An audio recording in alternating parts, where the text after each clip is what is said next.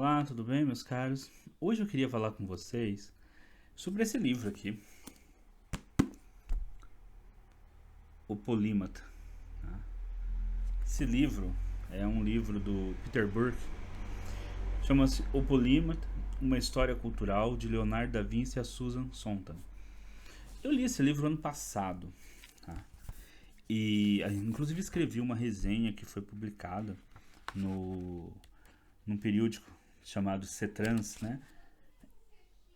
É um boletim, né? Um boletim informativo, né? Sobre o um boletim informativo do, do Centro Brasileiro de Educação Transdisciplinar.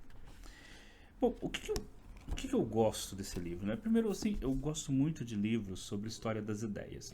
Não só sobre a história da filosofia, mas sobre a história das ideias em geral. História da ciência, história da matemática, a própria história da filosofia, história de como se desenvolveram as grandes ideias. Esse livro, ele é um livro em torno de uma classe muito específica de intelectuais, que é o polímata, que é aquele intelectual que ele se envolve com diversas áreas distintas do conhecimento. Ele não está preso, por exemplo, só na filosofia. E quando está na filosofia, não é aquele filósofo que vai, por exemplo, passar a vida toda estudando Platão, né? Ou que é o Aristóteles. Não que isso não seja importante. É muito importante ter os especialistas, né? Os especialistas surgiram, em grande parte, a partir do século XVIII, XIX, com a complexidade das ciências aumentando, foi necessário surgir os especialistas, né? Então você tem os especialistas nas diversas áreas que existem, né? Você tem as ciências exatas, dentro das ciências exatas você tem várias disciplinas e a partir daí você tem especialistas nas áreas mais técnicas possível, né? Então, por exemplo, na astronomia você tem o astrônomo, mas você tem um astrônomo que estuda só uma categoria de objetos celestes, né? Por exemplo, você tem o radioastrônomo, aí o radioastrônomo que estuda os quasares.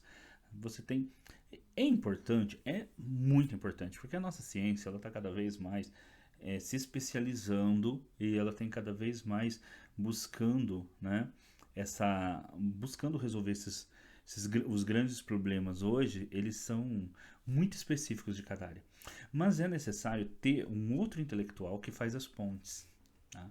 Inclusive, é um tipo de intelectual que, ao ao fazer a ponte entre uma ciência, por exemplo, e da área de exatas, que ele ao mesmo tempo é um cientista da área de exatas e um cientista da área de humanas, ele consegue fazer esse trânsito entre, né, as duas ciências e a partir daí inovar. Inovar na medida em que ele conhece ambas as ciências e às vezes a inovação parte não da invenção de uma coisa nova, mas de usar alguma coisa que foi desenvolvida para uma determinada ciência em outra, né? E ali você tem uma inovação. Tá? E há também, lógico, os grandes polímatas que são os divulgadores científicos. No meu caso, assim, aquele que é o grande, né, o que a gente tem como referência é o Carl Sagan, mas também Isaac Asimov e outros grandes divulgadores científicos. É essa categoria de intelectual que o Peter Burke trabalha neste livro, tá? Ele até fala, ó, na página 73, eu vou ler esse trechinho, e fala assim, ó, que o polímata, ele é aquele que é capaz de transferindo ideias e práticas de uma disciplina para outra, né? E aí que vai ocorrer a inovação, porque você transita as ideias e práticas, né? Que é utilizar conceitos, ideias que dali da física, por exemplo, na sociologia, né? Era lógico, era o que o Conte queria, mas não deu certo, tá? Mas em muitas ocasiões isso dá certo, tá? É, ele fala de diversos tipos de polímatas, né? Aquele polivalente, né? Que, que, que, que abarca diversas disciplinas, tá?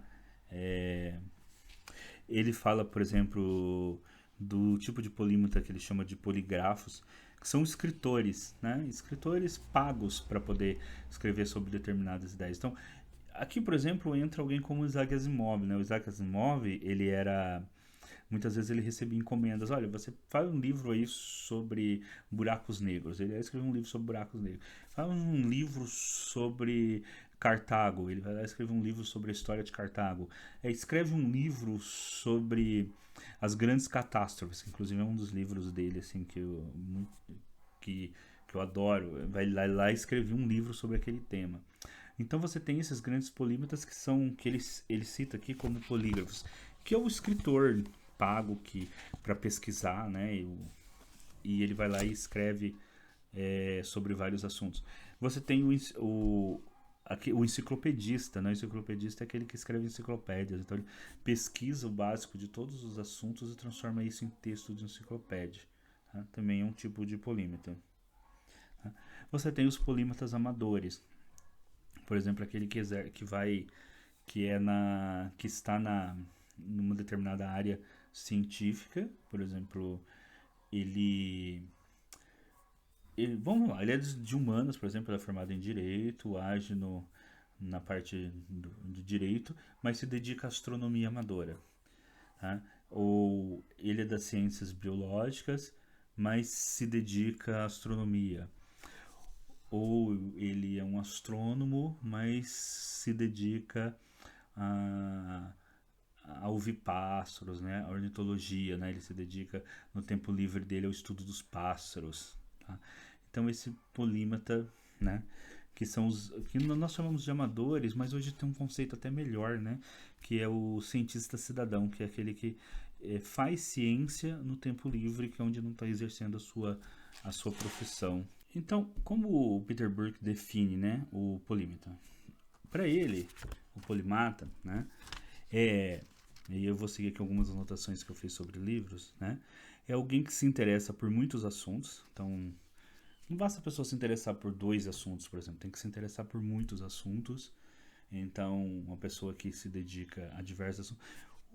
A gente tem muito como referência, né, de polímata é o Leonardo da Vinci, mas você tem já na Idade Antiga Aristóteles. Aristóteles escreveu sobre tudo, né, zoologia, medicina, retórica, política, né, o primeiro grande polímata foi o Aristóteles. E na verdade, todos os filósofos pré-socráticos, apesar de a gente usar o termo filósofos para eles foram polímatas, né, eles fizeram de tudo, eles escreveram sobre tudo.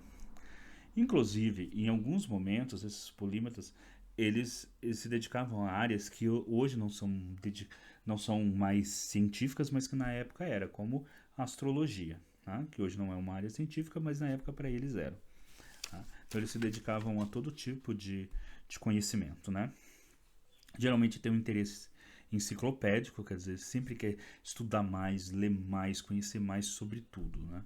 Só você pegar, por exemplo, a enciclopédia, que inclusive tem uma edição em português, eu vou mostrar ela num futuro vídeo aqui, vou fazer sobre a enciclopédia, né? E ela tem lá, né, o Diderot, D'Alembert, né, e vários dos enciclopedistas, as pessoas que escreviam os verbetes para enciclopédias, eles escreviam verbetes em diversas áreas diferentes, né? Eles eram todos polimatas, né? Então, o polimata, ele é esse que é capaz de escrever sobre diversos assuntos, capaz de pesquisar em diversos assuntos. Depois eu vou ler para vocês uma lista desses polimatas, né? Não todos, lógico, tem 500 aqui no livro, mas vou ler alguns, tá? De acordo com o Peter Burke, eles precisam dar contribuições em pelo menos 3 áreas do conhecimento para ser considerado um polímata. Tá? E o Peter Burke ele faz uma avaliação que hoje é muito difícil o polímata sobreviver nesse tempo nosso de grande especialização, mas ainda existem. Tá? Ainda existem muitos polímatas, alguns para sobreviver vão para a área da docência, né, e fazem pesquisa também. Inclusive, alguns não estão na academia, tá? Não é necessário você estar na academia para ser um polímata. Né? E outros, né, se dedicam também ao ambiente cultural, a escrever, a pesquisar em ambientes que nem sempre são só os ambientes acadêmicos. E o crescimento das novas tecnologias, né, o acesso que você tem hoje a novas tecnologias e também a ambientes aí dessa cultura maker, e permite hoje que você está permitindo a retomada desse ideal polímata, pelo menos é o que eu penso, né? O Peter Brook não comenta sobre isso no livro, mas é o que eu penso, tá? Tá permitindo essa retomada do ideal polímata, porque cada vez mais hoje, por exemplo, a astronomia amadora, você hoje em dia tem equipamentos tão sofisticados, né, telescópios, etc., tão sofisticados que está permitindo, e com preço diminuindo bastante, que está permitindo que as pessoas voltem a fazer astronomia amadora, tá? Com muita qualidade, com qualidade do profissional, né? Porque tem acesso a equipamento que é semelhante ao equipamento do profissional. Tá? E aí o Peter Burke fala daquele polímetra também que é o passivo, né? E é aquele que tem um grande saber, nós poderíamos falar que é aquela pessoa erudita, que conhece sobre tudo, mas não produz conhecimento novo. Tá? Você teria o polímetra sistematizador, que é aquele que sistematiza o que seria o divulgador científico, que seria o enciclopedista, tá? Que seria aquele que escreve sobre contratos sobre diversos assuntos. O polímetra ativo, que é aquele, esse sim, que contribui para diversas áreas da ciência com conhecimento novo. Tá? O polímetra serial, tá? Que ele pula de uma área para outra do conhecimento. Então, durante uma parte da vida dele, por exemplo, ele foi historiador. Aí depois ele resolve trocar e fazer uma outra universidade, ou partir para uma pesquisa e se tornar astrônomo. Aí uma outra parte da vida dele, ele decide se dedicar a uma outra ciência. Tá? Então ele não se dedica ao mesmo tempo a todas as ciências, ele vai trocando, né? Ele se dedica um tempo da vida a uma ciência, outro tempo a outra, outro tempo a outra. Tá? Esse tipo de polímetra, ele nem sempre faz conexão entre as ciências, ele só age, né? Ele só passa de uma para outra, tá? E tem o que ele chama de polímetra centrípto, né? Que é aquele que sim, que ele busca unidade entre as várias ciências. Ele tenta buscar um todo, uma conexão entre as várias ciências, né? Que é o contrário do polímetra centrífugo, que é aquele que ele pula de uma para outra disciplina, mas não faz todas, né? Mas não o todo. E tem o polímetra clássico, né? O polímetra clássico é aquele que exerce a sua curiosidade em mais de uma disciplina ao mesmo tempo. Tá? Bom, seguindo aqui o argumento do Peter Burke, né? Ele vai falar dos amadores, dos colecionadores, dos enciclopedistas, todos que eu tratei aqui com vocês, e ele vai falar dos habitats dos polímetras, né? Onde vive esse bicho, onde vive esse ser, né? Para ele, né? Os polímetras, para você ser um polímeta e para vicejar a polimatia, você precisa ter boas bibliotecas, né? Hoje em dia isso pode ser substituído porque você tem bibliotecas virtuais, mas em geral o polímeta é alguém que tem muitos livros, periódicos de várias áreas distintas, porque ainda o nosso principal meio de acesso ao conhecimento são os livros e os periódicos, né? Ter redes de contato, então participa de várias redes de contato com vários grupos diferentes, então tem os seus contatos ali na área, por exemplo, da astronomia, né? Gente, eu me refiro muito à astronomia porque eu também sou astrônomo amador, então é onde eu tenho é onde eu exerço aí a minha polimatia, né? É na astronomia amadora. Né? E, por exemplo, no meu caso, eu tenho contatos na astronomia amadora, né? Mas também tenho os contatos dentro da filosofia, que é a minha área principal, e em outras áreas também onde eu estou aí, né? Como, por exemplo, a pesquisa em ficção científica, tá? A pesquisa sobre astrobiologia, tá? Então, e educação, que é também a minha profissão, né? Eu sou professor, mas eu também faço muita pesquisa no sentido de metodologias, né? E de utilização de metodologias em sala de aula. Então, você tem grupos de contato diferentes e, por vezes, você transita entre um e outro, né? Então, você ter coleções de enciclopédias e periódicos, isso faz parte de quem tem a polimatia como uma de suas características pessoais. O contato nas universidades, tá? Mas ele diz que as universidades não são mais o ambiente propício para a polimatia. Que a universidade hoje ela é cada dia mais do especialista. Que os grandes polimatas hoje eles estão fora da universidade e eles vão exercer a sua polimatia fora da universidade.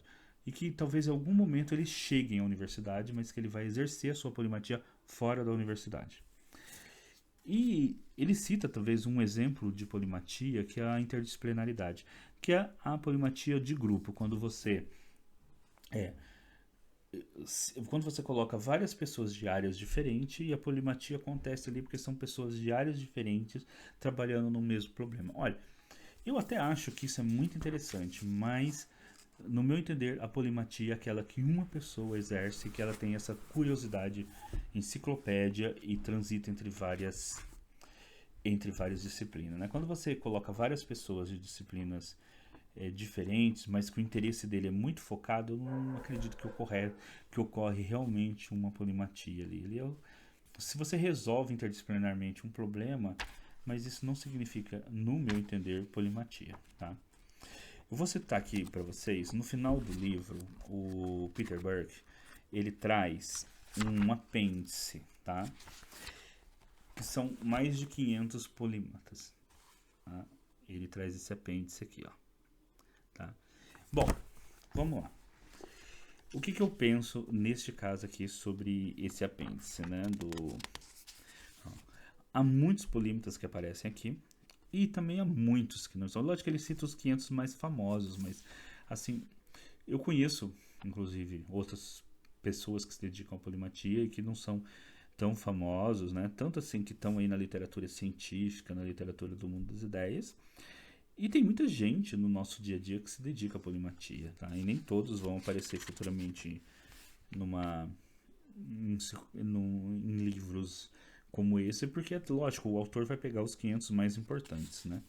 Ele não vai pegar pessoas que exerceram a polimatia, mas que talvez não sejam tão conhecidos. Eu vou citar algum.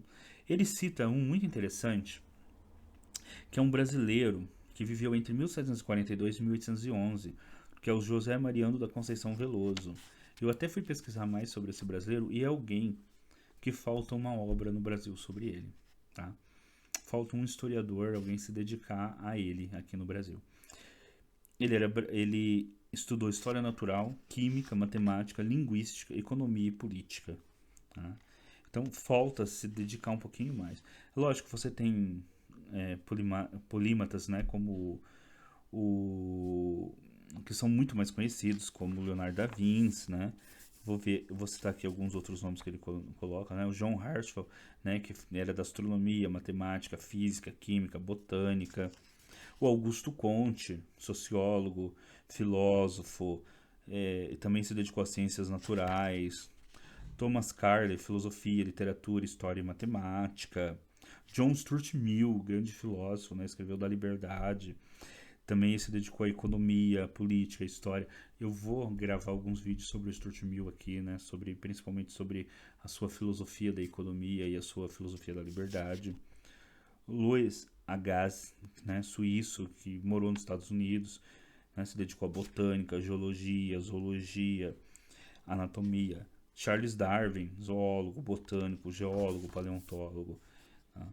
Mas mesmo se a gente correr aqui a lista e vir aqui para o século lá para o século XX, né, também tem diversos polímatas que são citados. Ele cita, por exemplo, o Jung, né, que se dedicou à medicina, psiquiatria, psicanálise, estudos da religião. John Dewey, que é um filósofo que eu adoro, sou apaixonado pelo seu conceito de democracia, que também se dedicou à filosofia, psicologia, educação, estudos da religião.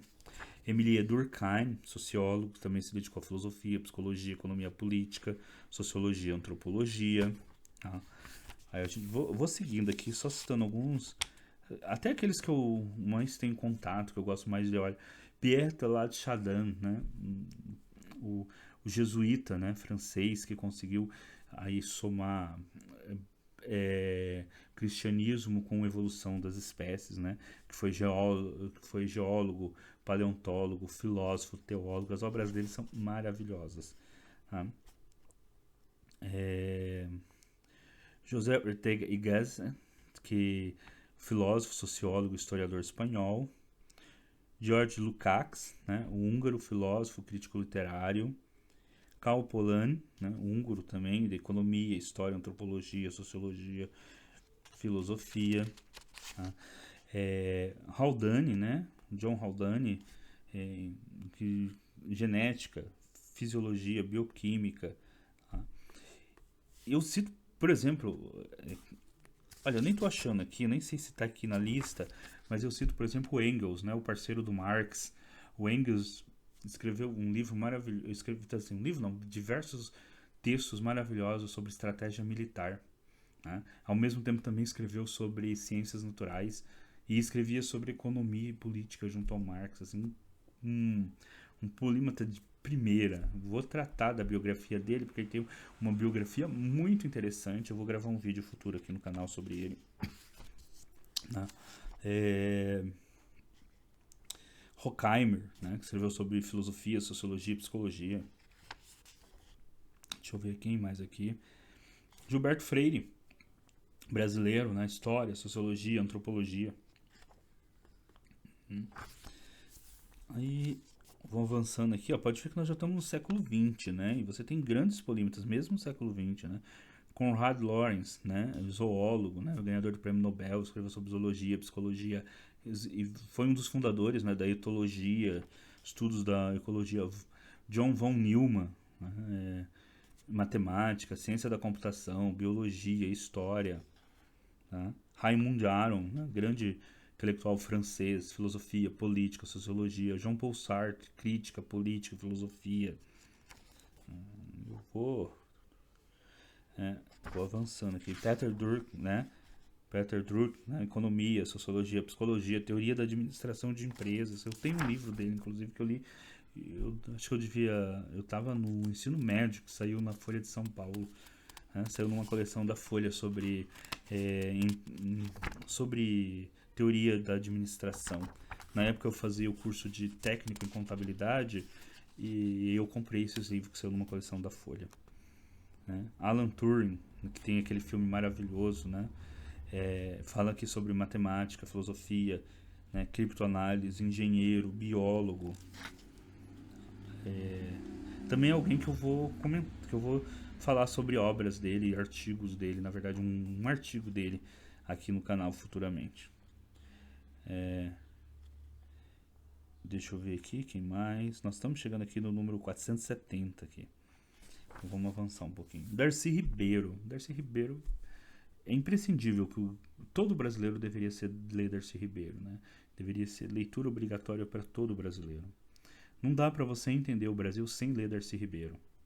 Então, antropólogo, sociólogo, historiador, educador, né? Foucault, né? Fez filosofia, geografia, sociologia, política. Tá? Jacques Derrida, filosofia, linguagem, crítica literária. Aí chega aqui até o Steve G. Gould, que é o último que aparece, que é o da geologia, paleontologia, biologia, que tem textos de divulgação, principalmente na área de paleontologia, que são excelentes, né? O Eduardo Said, né, crítico literário, filosofia, teoria pós-colonial, música. Tá?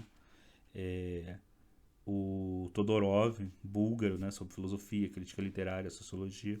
Então, que esse livro aqui dá pra gente perceber que é possível a polimatia ainda hoje. Né? E assim, se dedicar à polimatia, eu vou dizer como experiência pessoal minha, é algo muito prazeroso, sabe? Você mexer, por exemplo, de uma área ou outra do conhecimento, mesmo que seja só para... mesmo que você seja aquele polimata passivo, tá? Mesmo quando você é aquele polimata passivo, que você não pretende dar nenhuma contribuição, por exemplo, inovadora para matemática, mas você estudar matemática, compreender a matemática, aí depois você se dedicar um tempo a estudar cosmologia, outro tempo a estudar crítica literária, outro tempo... Isso é muito prazeroso, mas todo mundo deveria se dedicar mais a isso, né, a esse ideal da polimatia, mesmo que seja um polimata passivo, porque eu não vejo nada mais prazeroso do que adquirir conhecimento. E mesmo, por exemplo, eu me dedico a áreas como polimata passivo que eu não pretendo dar nenhuma contribuição. Em outras áreas eu busco dar alguma contribuição, mas eu acredito que o ideal da polimatia, ela é um dos grandes ideais intelectuais que existe, né? É possível se dedicar ainda à polimatia hoje, tá bom? Bom, então é isso. Eu recomendo a leitura desse livro do Peter Burke, né? Recomendo mesmo. É um livro prazerosíssimo, gostoso de ler. E agora eu vou deixar aí para vocês, tá, aquele pedido de sempre no final de todo o vídeo. Dá o joinha aí, né? Dá o like de vocês. Comente, ajuda a divulgar o vídeo para o nosso canal ganhar relevância, tá bom? Então é isso. Lembrando, vídeos todos os dias às 18 horas, tá? Que está marcado as estreias deles. Nos sábados, café especulativo sempre às 21 horas. Equipe fixa sou eu, o Paulo Elache e o Carlos Helva, mas a gente sempre, na medida do possível, a gente sempre vai ter um convidado. Tema é ficção científica, fantasia, ficção especulativa como um todo, tá bom? Então acompanhe o nosso canal, deixe o seu like, ajude a divulgar o canal. Tá? Espero que tenham gostado do vídeo e vamos aí fomentar o ideal polímata entre nós brasileiros. Tá? Esse país que carece tanto de incentivo à educação, à ciência e à pesquisa. Então até!